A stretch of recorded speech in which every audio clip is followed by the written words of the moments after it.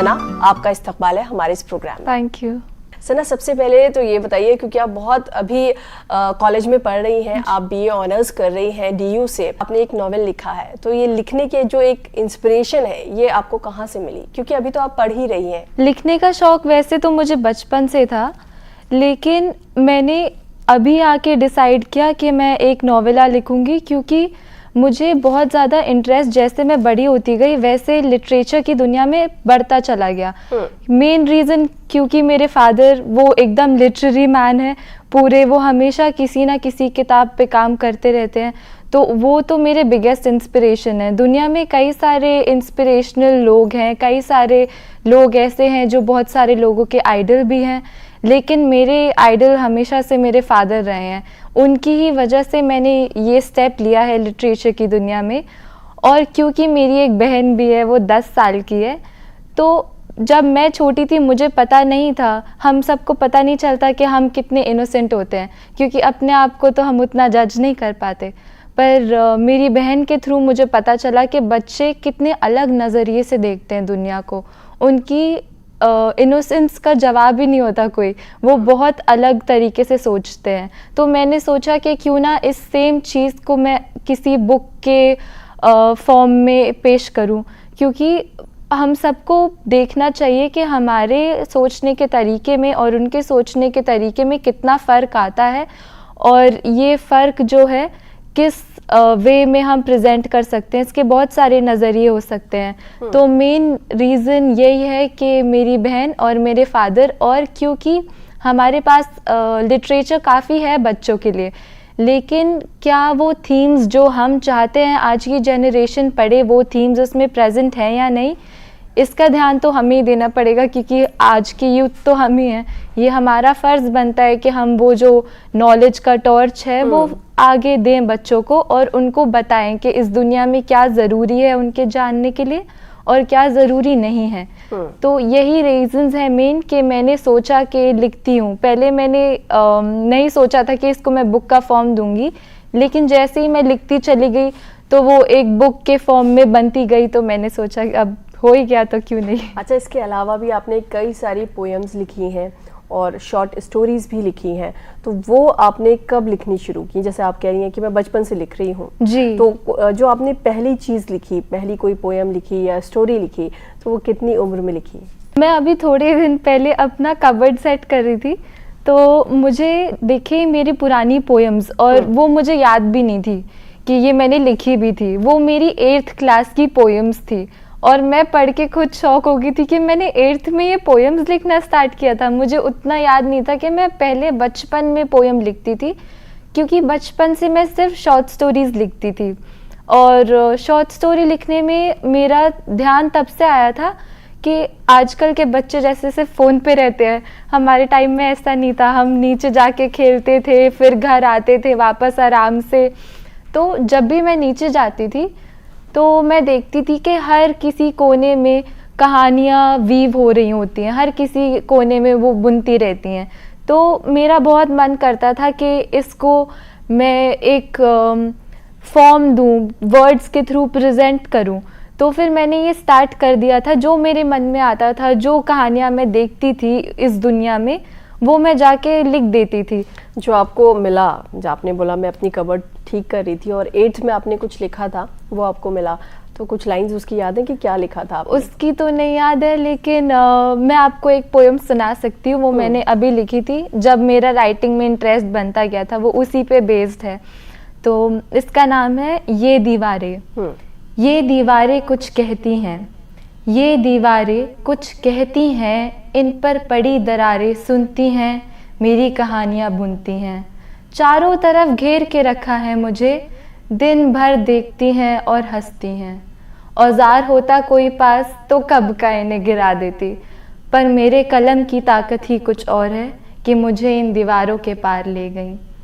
ये मैंने अभी रिसेंटली लिखा था। जब ये आपने हाल ही में लिखा था? जी, जब मुझे राइटिंग में इंटरेस्ट आने लगा। अच्छा, जब भी आप कुछ लिख रही होती हैं, कोई थॉट आता है कि कोई स्टोरी लिखो, पोएम लिखो, या जैसे अभी आपने नॉवेल लिखा है, तो क्योंकि आपके जो फादर हैं वो भी एक जानी मानी हस्ती हैं, तो वो भी बहुत कुछ लिख चुके हैं, लिख रहे हैं, बहुत सारे लोग उन्हें पढ़ते हैं, तो कहीं ना कहीं उनकी हेल्प लेती हैं कुछ लिखने से पहले, फाइनल करने से पहले कि मैंने ये लिखा है, सही है नहीं है, इसमें क्या गलती है?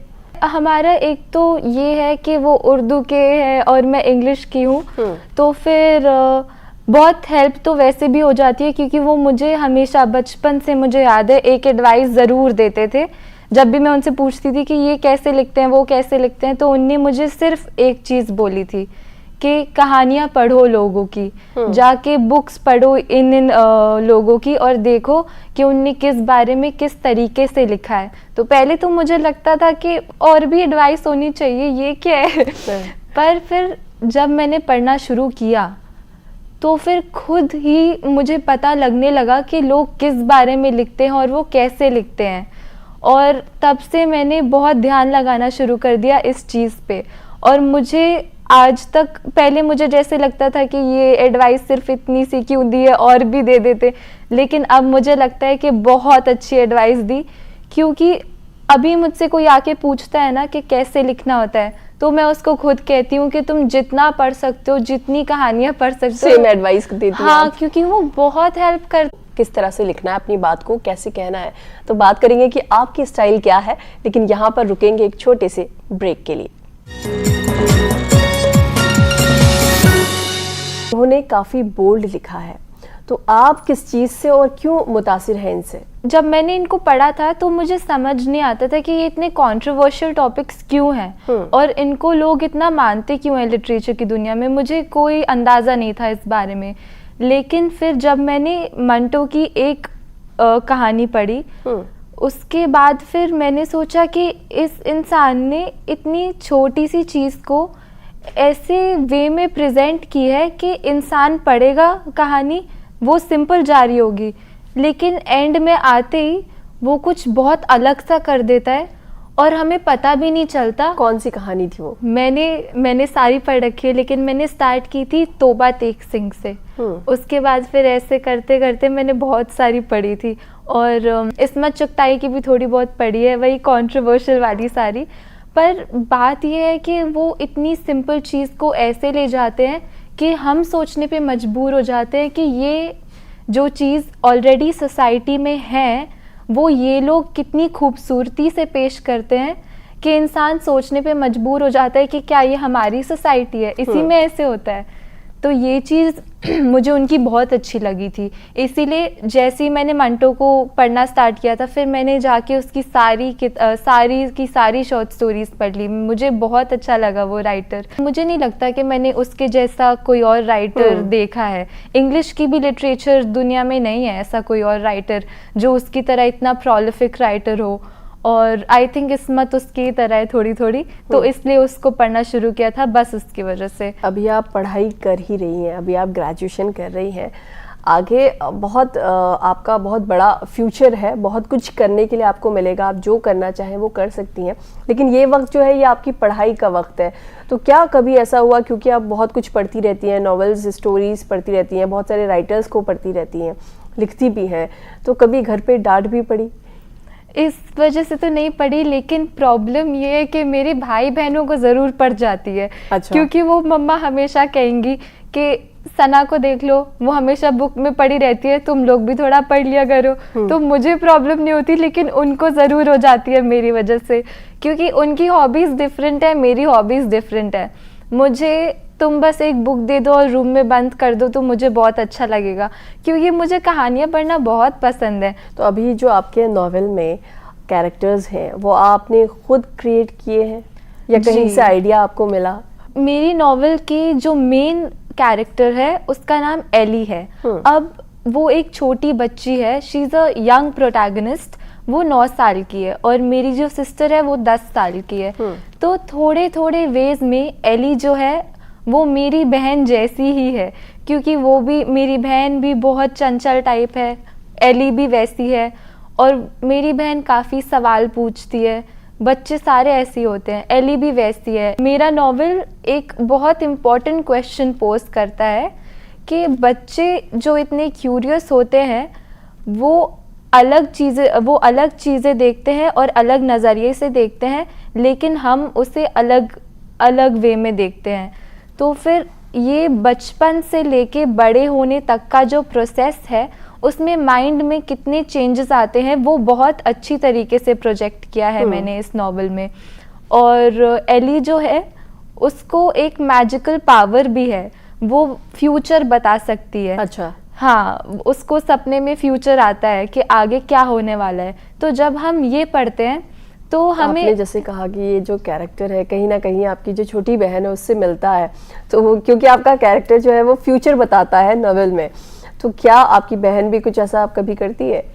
मेरी बहन ऐसा तो, उसको ऐसा पावर तो नहीं है, लेकिन वो मुझे एडवाइस बहुत देती है कि आप ऐसे कर लो, आप वैसे कर लो, नहीं तो ऐसा हो जाएगा, आप ये पहनो फिर आप ज़्यादा सही लगोगे, आप उधर मत जाओ। वो मेरी ही आपी बनती है, मुझे नहीं लगता मैं उसकी आपी हूँ, वही मेरी आपी है। वो मुझे बहुत सारे ऐसे एडवाइस देती रहती है। और एली भी बिल्कुल वैसी है, वो किसी की बात नहीं मानती। सारा जैसे, सारा मेरी बहन, वो भी किसी की बात नहीं मानती। अगर उसने ठान लिया है कि उसको कुछ करना है तो उसको करना है। और एली भी बिल्कुल वैसी है नॉवेल के अंदर, उसको कुछ करना है तो करना है। अगर किसी ने मना भी कर दिया तो वो नहीं मानेगी, वो करेगी वो चीज़। अच्छा। बिल्कुल सारा जैसे है वो। तो यही है। और फ्यूचर वाला तो सारा से थोड़ा हट के है, क्योंकि कैरेक्टर अगर हम बिल्ड करते हैं तो उसमें थोड़ी बहुत चीज़ें तो फिक्शनल डालते ही हैं, क्योंकि मेरी नॉवल जो है वो न्यू गॉथिक फिक्शन है, तो इसलिए कुछ फिक्शन है उसमें। तो जैसे मैं आपको बता रही थी वो फ्यूचर वाली चीज़, तो उसमें क्योंकि मुझे एक और थीम डालनी थी कि अगर हम ऑर्डर ऑफ द यूनिवर्स के साथ छेड़खानी करेंगे तो क्या ये हमारे लिए अच्छा है या बुरा है। ये थीम बहुत आजकल की दुनिया में इम्पॉर्टेंट है जानना, इसलिए मैंने ये फिक्शन एलिमेंट डाल दिया उसके अंदर। वैसे तो सारा से भी रिलेटेड है पर फिक्शन भी है, दोनों मिक्स है एली के अंदर, ये चीज़ है। सना, और भी बात करेंगे और भी बहुत कुछ जानेंगे आपकी ज़िंदगी के बारे में, आपकी राइटिंग स्किल्स के बारे में, लेकिन यहाँ पर रुकेंगे एक छोटे से ब्रेक के लिए।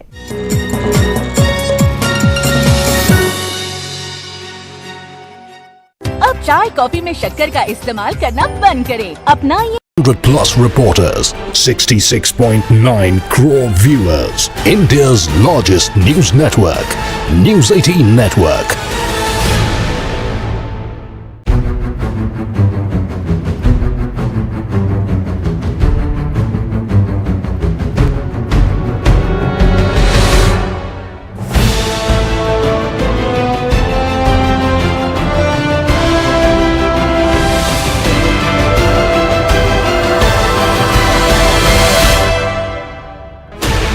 Sixteen channels, 15 languages, 26 states, 1,200+ reporters, 66.9 crore viewers, India's largest news network, News 18 Network.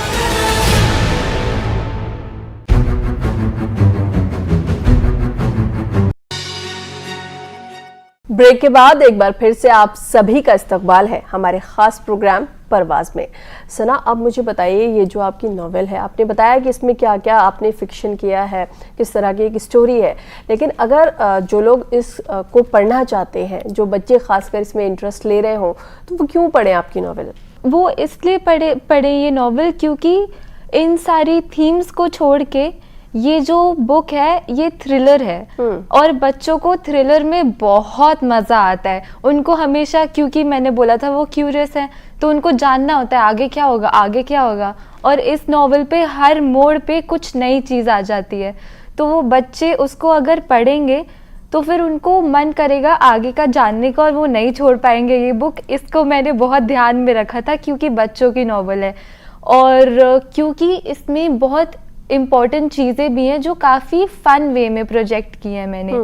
तो जैसे इसमें एजुकेशन का थीम भी है, मैंने उसमें लिखा है वाटर व्हील के बारे में और मल्टीपल क्रॉपिंग के बारे में। तो जब वो पढ़ते जाएंगे धीरे धीरे उनको एजुकेशन भी मिलती जाएगी, तो आई थिंक पेरेंट्स तो उनको पढ़ा ही देंगे कि तुम पढ़ो। अभी आपके फैमिली मेम्बर्स ने तो जाहिर सी बात है ज़रूर पढ़ी होगी आपकी किताब, लेकिन अब बाहर किसी ने पढ़ी तो उन्होंने क्या कहा पढ़ने के बाद, क्या रिव्यू दिया? इजिप्ट में और कनाडा वगैरह में, जर्मनी में बहुत लोगों ने पढ़ी है ये। और उनको भी ये काफ़ी अच्छी लगी है।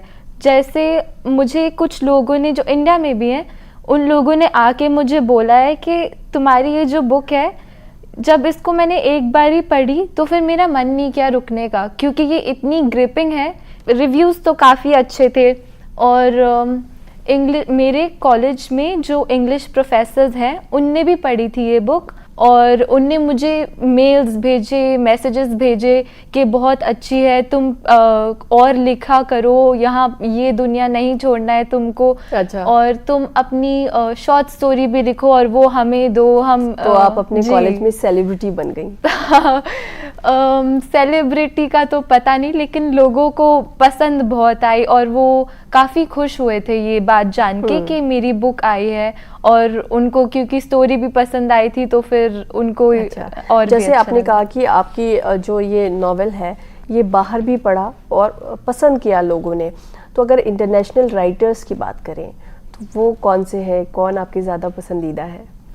इंटरनेशनल राइटर्स आ जाते हैं डायस्पोरा लिटरेचर में। अब डायस्पोरा लिटरेचर बहुत अच्छा होता है, लेकिन क्योंकि मैं इतना ट्रैवल नहीं करती तो मैं उससे इतना ज़्यादा रिलेट नहीं कर पाती। लेकिन जब हम बात करते हैं राइटिंग स्टाइल की, तो राइटिंग स्टाइल मुझे उनका बहुत अच्छा लगता है। जैसे मैंने पढ़ी थी अनीता देसाई की, उसकी भी काफ़ी अच्छी थी, और गोगोल की पढ़ी थी। तो उनका जो राइटिंग स्टाइल होता है वो काफ़ी डिटेल में बहुत अच्छे से सारे सिनेरियो को बताते हैं। तो जब मैं उनको पढ़ती हूँ मुझे लगता है कि मुझे इनसे ये चीज़ सीखनी है, इस राइटर से ये चीज़ सीखनी है। और बेसिकली मुझे क्लासिक्स ज़्यादा पसंद है, क्योंकि अगर हम क्लासिक्स पढ़ते हैं तो वो हमें भी काफ़ी हद तक हेल्प करते हैं। तो क्लासिक्स की तरफ मैं ज़्यादा हूँ थोड़ी सी। अच्छा। और पोएम्स की तरफ, डायस्पोरा पे उतना अटेंशन नहीं है, पर पढ़ लेती हूँ।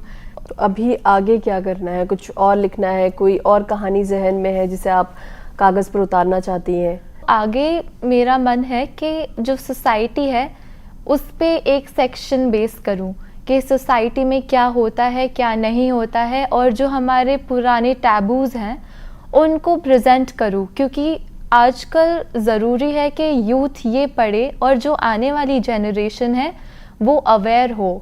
तो फिर मैं चाहती हूँ कि सोसाइटी पे सेक्शन बेस्ड हो, सिर्फ शॉर्ट स्टोरी नहीं। लेकिन फिर भी जहाँ तक जो आपने अभी लिखने की बात कही, इस पे काफ़ी कुछ पहले भी लिखा जा चुका है जी, और लोगों ने पढ़ा भी है, लेकिन आपको लगता है कि वाकई इसका असर होता है लोगों पर? इसका असर होता है उन लोगों पर जो ओपन होते हैं दूसरों की ओपिनियन को देखने के लिए, क्योंकि कुछ लोग होते हैं वो किसी की बात नहीं मानते, वो सिर्फ अपना ओपिनियन का ध्यान रखते हैं। लेकिन बहुत लोग ऐसे भी होते हैं जो दूसरों की कहानियाँ पढ़ के समझ पाते हैं कि उनका नज़रिया क्या है उस चीज़ को लेके। तो यही चीज़ मैंने नॉवेल में भी इसीलिए लिखी थी। मुझसे बहुत लोगों ने पूछा कि तुमने बच्चों की नॉवेल क्यों लिखी, तो मैंने इसीलिए उनको एक जवाब दिया कि इसीलिए लिखी है ताकि हम एक चीज़ को काफ़ी नज़रिए से देख पाएँ जो आजकल हम नहीं करते। तो मुझे लगता है कि सोसाइटी के बारे में लिखना तो सबसे ज़्यादा इम्पोर्टेंट होता है, क्योंकि हम ही यूथ हैं, हम ही अवेयर करेंगे लोगों को। अगर हम नहीं करेंगे तो और कौन करेगा, और कोई तो है नहीं। तो ये काफ़ी ज़रूरी है। अब वो लोगों पे डिपेंडेंट है कि वो अपना जहन खोल के वो चीज़ देख पाते हैं या नहीं, जो बहुत ज़रूरी है, देखना तो चाहिए ही। अच्छा, जो ये आपकी किताब है जिसे लोगों ने पढ़ा और पसंद भी किया, लेकिन हमेशा ऐसा ज़रूरी नहीं है कि सबको पसंद आए, सब तारीफ़ करें। तो क्या कुछ ऐसे लोग भी थे जिन्होंने क्रिटिसाइज़ किया? मुझे बस एक इंसान ने बोला था कि इसको और लंबी बना देते थोड़ी, ये क्रिटिसिज्म मिला था। पर उतना अच्छा नहीं लगा ये क्रिटिसिज्म, क्योंकि बहुत जनरल सा था। मैं चाहती थी कि मुझे और लोग आके क्रिटिसाइज़ थोड़ा करें ताकि मुझे पता चले कि क्या है इसमें गलत और क्या नहीं है। लेकिन वैसा टाइप का क्रिटिसिज्म अभी मिला ही नहीं है मुझे। तो मैंने अपने फादर को बोला कि आप पढ़ के आप ही क्रिटिसाइज़ कर दीजिए, कम से कम मुझे कुछ तो पता चलेगा। उन्होंने कुछ नहीं, उन्होंने बस बोला कि लिखते रहो, स्टोरी लाइन अच्छी है। बचपन से आपके घर में इस तरह का माहौल है कि आपके फादर खुद राइटर हैं, वो कुछ ना कुछ लिखते रहते हैं, किताबों वाला माहौल है, हर कोई पढ़ता लिखता रहता है। तो क्योंकि ये चीज़ आपने बचपन से देखी, तो कहीं ना कहीं आपको लगा कि शायद मैं भी लिख सकती हूँ या मैं इसी फील्ड में जाऊँगी, बड़े होकर राइटर बनूँगी। तो आपको ऐसा लगता है कि अगर ऐसा ना होता, फादर राइटर ना होते या इस तरह का घर पे माहौल ना होता, तो फिर भी बनती क्या? ये काफ़ी कंफ्यूजन वाला टॉपिक है एक्चुअली।